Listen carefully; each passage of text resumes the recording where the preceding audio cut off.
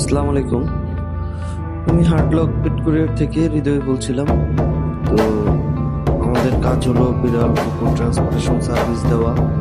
তো বর্তমানে স্ক্রিনে আপনারা যে কুকুরটাকে দেখতে পাচ্ছেন, কুকুরকে এর আগেও আমরা একবার সার্ভিস দিয়েছিলাম। জি, ওকে আমরা কেরানীগঞ্জ থেকে নিয়ে পাবনাতে একটা ভাইয়ার কাছে দিয়ে এসেছিলাম।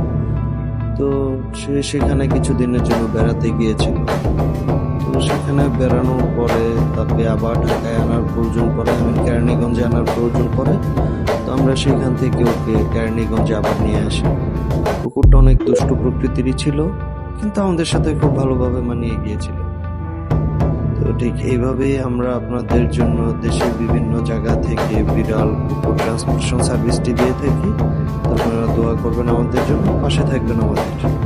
আল্লাহ হাফেজ।